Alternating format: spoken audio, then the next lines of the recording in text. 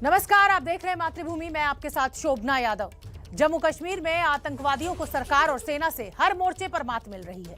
Target killing और घुसपैठ पर सेना करारा प्रहार कर रही है, तो वहीं गृह मंत्री अमित शाह ने भी लोगों के बीच मोर्चा संभाला हुआ है। गृह मंत्री ने आज खीर भवानी के मंदिर में पूजा अर्चना की और अमन की कामना को लेकर रजिस्टर में संदेश भी लिखा। संदेश में शाह ने जम्मू कश्मीर की समृद्धि की कामना की।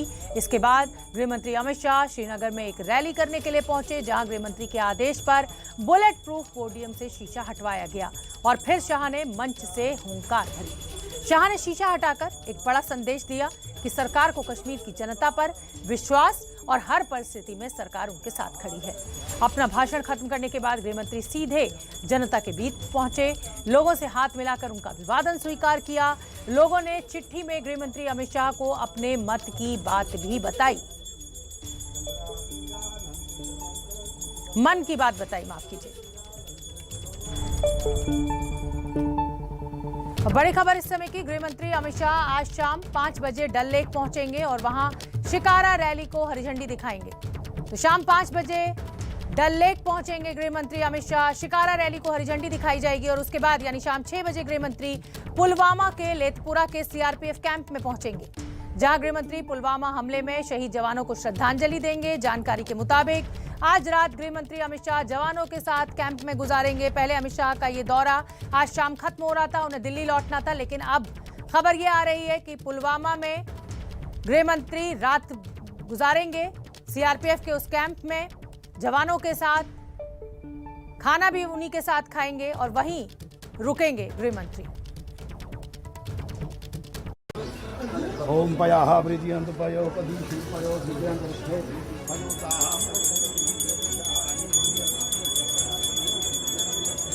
जम्मू कश्मीर दौरे के तीसरे दिन गृह मंत्री अमित शाह ने सुबह सुबह खीर भवानी मंदिर में जाकर पूजा की, दूध से देवी मां का अभिषेक किया, फूल चढ़ाए, आरती की।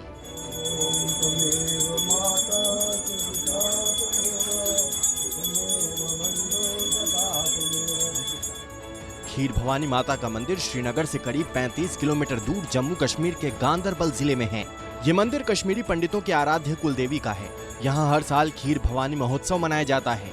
दर्शन के बाद अमित शाह ने गले में लाल चुनरी के साथ मंदिर की परिक्रमा की। मंदिर के पुजारी कुलभूषण शर्मा बताएंगे खीर भवानी मंदिर के महत्व के बारे में। खीर भवानी मंदिर में हम लोग हैं। इस माता के मंदिर का महत्व क्या है? इसका महत्व यह है कि ये बहुत पुराना मंदिर है। ये हज़ारों साल पहले ये माता जो है खीर भवानी जिसको सभी बोलते हैं, ये माता श्रीलंका में थी। इसकी रावण पूजा करता था। जब रावण युद्ध में मारा गया तब इस माता ने हनुमान जी से कहा, आप मुझे कश्मीर ले चलिए, अब इस धरती पर मैं नहीं रहूँगी। तब हनुमान जी ने कहा, मैं बाल ब्रह्मचारी हूँ। माता ने कहा, कोई बात नहीं, मैं अपने रूप को चेंज करती हूँ, मैं पानी बन जाती हूँ। ये पानी लेकर आए थे हनुमान जी। ये वही पानी है जो कुंड बनाए हैं। अच्छा, ये वही पानी, ये पानी अंदर से ही आता है, नीचे से? अंदर से स्प्रिंग होता है। ये कम से कम 20 फीट एंड 15 फीट डीप है और नीचे से स्प्रिंग हो रहा है ऊपर को अपने आप। मतलब नीचे जमीन से अपने आप स्प्रिंग होता है। नीचे इसके 4-5 झरने हैं, वो झरने से नीचे ऊपर आता है पानी। दूसरा ये है कि ये 7 कलर भी चेंज करता है। 7 रंग, काला कलर और लाल कलर। जब ज़्यादा काला हो जाए या लाल कलर ज़्यादा हो जाए तो देश में बहुत बड़ा खतरा हो जाता है, ऐसा होता है। तो दूसरा ये है कि ये जो मंदिर आप देख रहे हो सामने, ये 1912 में हमारे जम्मू कश्मीर के राजा थे, महाराजा प्रताप सिंह जी जो डोगरा थे, उन्होंने ये मंदिर पानी के अंदर बनाया था। देवी दर्शन के बाद गृह मंत्री ने ट्विटर पर लिखा,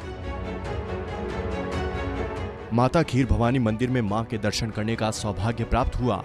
देश भर के कश्मीरी पंडित भाइयों बहनों की आस्था का ये एक ऐसा अटूट केंद्र है जो पूरे राष्ट्र को प्रेरणा देता है। इस पवित्र स्थल में एक अद्भुत शक्ति है जिसकी अनुभूति यहाँ आकर निश्चित रूप से होती है। जय मां खीर भवानी। खीर भवानी माता का आशीर्वाद लेने के बाद श्रीनगर पहुंचे गृह मंत्री अमित शाह ने रैली को संबोधित किया। खास बात ये रही कि जिस मंच से अमित शाह को भाषण देना था उस मंच पर बुलेट प्रूफ पोडियम का इंतजाम किया गया था, लेकिन मंच पर पहुंचते ही अमित शाह ने वो बुलेट प्रूफ पोडियम हटवा दिया। इन दो तस्वीरों को देखकर आप समझिए, अमित शाह के मंच पर आने के वक्त भाषण देने वाला पोडियम बुलेट प्रूफ था, लेकिन गृह मंत्री अमित शाह ने इशारा किया और फिर बुलेट प्रूफ शीशा पोडियम से हटा दिया गया। बाद में जब अमित शाह भाषण के लिए आए तो खूब गरजे। उन लोगों को निशाने पर लिया जिन्होंने आर्टिकल 370 हटने के बाद कश्मीरियों के हाथ से जमीन जाने का अंदेशा जताया था। बहुत लोगों ने सवाल उठाए कि धारा 370 जाने के बाद घाटी में कश्मीरियों की जमीन छीन ली जाएगी। आप अपने अपने गांव में जाइए और पूछिए भैया कितनी जमीन चली गई, 2 साल हो गए, कितनी जमीन चली गई? ये झूठ फैलाते। अगर आए आपके गांव में आपको मिलने के लिए तो बताना कि मेरे गांव में तो जमीन नहीं गई। भाई आप कहते थे क्या होगा? अमित शाह ने कहा कि दिल से डर निकाल दीजिए और भारत सरकार पर भरोसा रखें। विकास की रफ्तार रुकने वाली नहीं है। दिल में से खौफ निकाल दीजिए, डर निकाल दीजिए। कश्मीर की शांति और विकास की यात्रा को कोई खलल नहीं पहुंचा सकता। आप भारत सरकार पर भरोसा कर सकते हैं, हम पर भरोसा कर सकते। अरे विकास यात्रा को खलल पहुंचाने वाले, उनका मकसद साफ नहीं। ये कश्मीर की आवाम, कश्मीर की जनता इतना ही अधिकार रखती है जितना इस देश पर मेरा अधिकार है, उतना ही आपका अधिकार है। गृह मंत्री ने पीओके का जिक्र किया और कश्मीर के लोगों से कहा कि वहां का हाल देख लीजिए और अपने जम्मू कश्मीर से उसकी तुलना कर लीजिए। ये पाकिस्तान की बात करते हैं। पाक ऑक्यूपाई कश्मीर नजदीकी है। वहां पूछिए गांव में बिजली आई है, अस्पताल है क्या, मेडिकल कॉलेज बन रहा है क्या, गांव में पीने का पानी आता है क्या, बहनों के लिए शौचालय बना है क्या? जरा तुलना तो कर दीजिए। कुछ नहीं हुआ है। अमित शाह का ये दौरा कई मायनों में अहम है। अमित शाह ने पाकिस्तान को तो संदेश दिया ही है, साथ ही इसी महीने गैर कश्मीरियों की हुई हत्या के बाद से घाटी में जो असुरक्षा का माहौल बन रहा था उसे भी अपने दौरे से खत्म करने की कोशिश की है। तो गृह मंत्री अमित शाह ने कहीं ना कहीं ये संदेश देने की कोशिश की है कश्मीर को भी, आतंकवादियों को भी, कि यहाँ पर हम सुरक्षित हैं और हमारी सुरक्षा के लिए आप कोई भी खतरा पैदा नहीं कर सकते। जिले में वानखेड़े के खिलाफ कार्रवाई हो सकती है।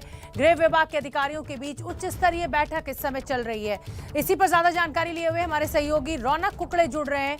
रौनक कुकड़े, नवाब मलिक लगातार हमलावर हैं समीर वानखेड़े के ऊपर, और अब अगर सरकार में उच्च स्तरीय बैठक चल रही है समीर वानखेड़े के ऊपर किसी एक्शन की, तो क्या अपडेट है और किस तरह की तैयारियां इस समय राज्य सरकार कर रही है? दे दूं कि इस वक्त गृह मंत्री दिलीप वळसे पाटिल मुख्यमंत्री उद्धव ठाकरे से मिलने उनके सरकारी निवास स्थान पर पहुंचे, और जो सूत्रों से हमें जानकारी मिली है, जिस तरह का ट्वीट आज सुबह नवाब मलिक की ओर से किया गया था। सुबह उन्होंने 2 ट्वीट किए थे। एक समीर वानखेड़े का पुराना शादी का फोटो ट्वीट किया था, और दूसरा जो ट्वीट था उसमें उन्होंने उनके बर्थ सर्टिफिकेट का एक फोटो ट्वीट किया था। और उसके हवाले से अब जो हमें सूत्र बता रहे हैं कि इसके हवाले से जो फर्जी दस्तावेज की बात का इशारा नवाब मलिक की ओर से किया जा रहा है, उसी मामले में समीर वानखेड़े के खिलाफ महाराष्ट्र सरकार जो है वो मामला दर्ज कर सकती है। जल्दी इस को लेकर सभी प्रकार के जो कानूनी पहलू है, क्योंकि समीर वानखेड़े एक IRS अधिकारी है, केंद्र सरकार के एजेंसी के अधिकारी है, ऐसे में उन पर एक्शन करने से पहले सभी कानूनी पहलुओं को टटोलने की कोशिश की जा रही है और सरकार उन पर एक्शन कर सकती है। जाहिर सी बात है, रौनक कुकड़े एक बड़े पद पर बैठे हुए अधिकारी हैं समीर वानखेड़े, ऐसे में राज्य सरकार भी सभी पहलुओं पर ध्यान देगी और उसके बाद ही आगे बढ़ेगी। कल पाकिस्तान के हाथों मिली हार के बाद सोशल मीडिया पर बवाल मचा हुआ है। ट्विटर पर गेंदबाज मोहम्मद शमी ट्रेंड कर रहे हैं। कल शमी के ओवर में ही पाकिस्तान की टीम को जीत मिली थी। सोशल मीडिया पर शमी को लोग निशाना बना रहे हैं। अब इस मामले को MIM के प्रमुख असदुद्दीन ओवैसी ने हिंदू मुसलमान का रंग देना शुरू कर दिया है। ओवैसी ने कहा कि शमी को मुसलमान होने की वजह से निशाना बनाया जा रहा है। तो सोशल मीडिया पर शमी को निशाना बनाया जा रहा है। ओवैसी का कहना है कि क्योंकि शमी मुसलमान है और इसीलिए उनको निशाना बनाया जा रहा है। क्या बीजेपी सरकार शमी को निशाना बनाने वालों की निंदा करेगी? असदुद्दीन ओवैसी ने सवाल पूछा है।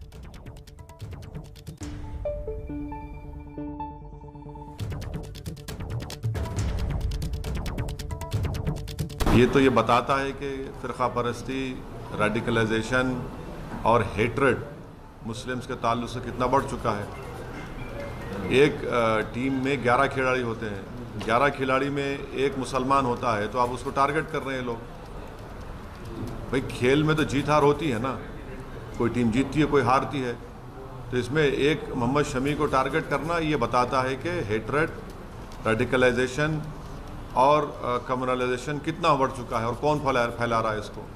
ये तो जवाब देना पड़ेगा। क्या बीजेपी की सरकार कंडेम करेंगी उन लोगों को जो आज एक 11 में से एक प्लेयर को जो सोशल मीडिया पे उसको ट्रोल किया जा रहा है, उसको अनाप शनाप उसके बारे में बकवास बका जा रहा है। ये शर्म की बात है, अफसोस की बात है। अजीबोगरीब मूर्खता से भरा हुआ बयान। कल दुबई में खेले गए मैच में पाकिस्तान ने टीम इंडिया को हरा दिया। पाकिस्तान का हर प्लान इस मैच में हिट साबित हुआ और टीम इंडिया की हर रणनीति, हर प्लान फ्लॉप हो गया। देखिए कैसे टीम इंडिया ये मैच हार गया, कौन है इस शर्मनाक हार के गुनहगार। कप्तान बाबर आजम ने 52 गेंदों पर नाबाद 68 रन की पारी खेली, जिसमें उन्होंने 6 चौके और 2 छक्के लगाए, जबकि मोहम्मद रिजवान ने 6 चौके 3 छक्कों के साथ 79 रन की नाबाद पारी खेली। इन दोनों के बीच 107 गेंदों पर 152 रन की नाबाद पार्टनरशिप हुई। 152 रन की ये पार्टनरशिप T20 में भारत के खिलाफ बनने वाली सर्वश्रेष्ठ ओपनिंग पार्टनरशिप है। You don't win by 10 wickets if you don't outplay the opposition. We did not even get any chances. I mean, they were very professional, and look, you definitely have to give them credit. We tried our best. We tried to create enough pressure on them, but they had the answers, and there is no shame in accepting that a team played better than you. And as I said, when you step onto the field as 11 players from either side, you have an equal opportunity to win the game, and there's no guarantees that you're going to go out there and win every match. Hindustan के विश्वविख्यात गेंदबाजों में से किसी ने भी कोई wicket नहीं लिया और देश को ऐसी शर्मनाक हार दे दी जिसकी उम्मीद किसी को नहीं थी। भारत की वर्ल्ड कप इतिहास में पाकिस्तान के खिलाफ ये पहली हार है। भारत पहली बार T20 में 10 विकेट से हारा है। पाकिस्तान की भी T20 में 10 विकेट से ये पहली जीत है। Cricket is beyond and above anyone else, any individual, and we definitely respect the game. We never take any opposition lightly. Neither do we differentiate between oppositions. That's how we play our cricket. On the day, if we haven't played good, we accept it and we give credit to the opposition as well. We don't create any other scenarios other than knowing what went wrong and trying to correct that and move forward in a positive manner. इतना बेहतर नहीं खेले जितना बेहतर हम उनसे उम्मीद कर रहे थे। अच्छी टीम है, कभी कभी ऐसे दिन आते हैं कि आप नहीं कर पाते, और पाकिस्तान जो 13 बार हारी है वो भी चाहते थे हर बार मैच जीतना। ऐसा कुछ नहीं है। आप क्रिकेट को क्रिकेट की हैसियत से लेंगे तो हम बेहतर पहचान पाएंगे। हार जीत तो लगी हुई है, बट लेकिन जो आज पाकिस्तान टीम अच्छा खेली, अब उनकी दाद देना चाहिए, क्योंकि उसमें हम कुछ कर नहीं सकते, क्योंकि हमारी टीम अच्छा नहीं खेली इसलिए हार गई। और उनका पाकिस्तान टीम का कलेक्टिव एफर्ट था, पूरा ऑलराउंड परफॉर्मेंस था। मैं पूरा टीम एफर्ट था। मैं ये नहीं कह रहा हूँ कि इंडिया ने एफर्ट नहीं लगाया, बट लेकिन कहीं पे कमी थी, कहीं पे चूक गए। T20 में जो टीम बॉल 1 से प्रेशर डाल देती है अगली टीम पे, दूसरी टीम को मैच चेस करना पड़ जाता है, और इंडिया बॉल 1 से अंडर प्रेशर था, पाकिस्तान ने उनको अंडर प्रेशर किया और देख ले लास्ट तक वो मैच को चेस करते रहे। ये मैं स्टार्टिंग से कहता रहा, ऑन पेपर T20 में आई डोंट बिलीव। 5वें ओवर में या 6ठे ओवर में जो 3 विकेट गिर गए थे, वो बहुत बड़ा झटका है, क्योंकि आपके अगर इतनी जल्दी 3 विकेट गिर जाती है तो उसका फर्क एंड रिजल्ट में भी पड़ा है। 15-20 रन और बनते, अगर वहां पे एक आधा कम विकेट गिरता तो मेरे ख्याल से वो जो स्पेल था पहले 2 ओवर का, खासकर शाहीन शाह अफरीदी का, वो वाज द डिफरेंस। पूरे जो टर्निंग पॉइंट था, आई हैव टू से जो 2 ओपनर्स जिन्होंने बल्लेबाजी की, रिजवान और बाबर आजम, वैसे एब्सोल्युटली। सवाल मसलन अनफिट हार्दिक को टीम का हिस्सा क्यों बनाया गया? Out of form Bhuvneshwar Kumar team में क्यों थे? इन फॉर्म ईशान किशन की टीम में जगह क्यों नहीं बनी? क्या कप्तानी करते हुए विराट के पास कोई प्लान बी नहीं था? और सबसे बड़ा सवाल, क्या पाकिस्तान के खिलाफ विराट का अति आत्मविश्वास टीम को ले डूबा? You know, it's amazing what the realities and what ideas people have on the outside. I just wish they could put on our cricket kit and actually walk into the field and understand what pressure is. You don't go out there to take anything lightly, especially a team like Pakistan, who on their day can beat anyone in the world. This is a game that has to be respected, and we are a team that definitely respects the game, and we do not think that winning one game is the end of the world, and no other team should think that. This is a very big game. समय की बड़ी खबर आपको बता दें, महाराष्ट्र सरकार की कार्रवाई की चर्चा के बीच एनसीबी के जोनल डायरेक्टर समीर वानखेड़े दिल्ली आ रहे हैं। मुंबई से रवाना हुए समीर वानखेड़े आर्यन खान ड्रग्स मामले में लगातार सवालों के घेरे में। समीर वानखेड़े, एक गवाह की शिकायत के बाद खुद एनसीबी समीर वानखेड़े से पूछताछ करेगी और अब एनसीबी के जोनल डायरेक्टर समीर वानखेड़े दिल्ली के लिए रवाना हुए। राज्य सरकार उनके खिलाफ कार्रवाई कर सकती है। आगे बढ़ते हैं। अमेरिका के अलास्का में भारत और अमेरिका की सेना का अभ्यास चल रहा है। 15 अक्टूबर से शुरू हुआ ये अभ्यास 29 अक्टूबर तक चलेगा। इस कार्यक्रम में भाग लेने वाले भारतीय जत्थे में भारतीय सेना की इन्फेंट्री बटालियन के 350 जवान शामिल हैं।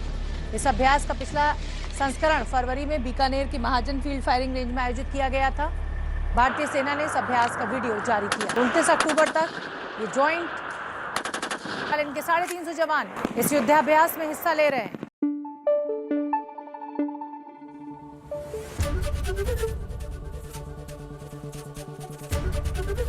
एबीपी न्यूज आपको रखे आगे।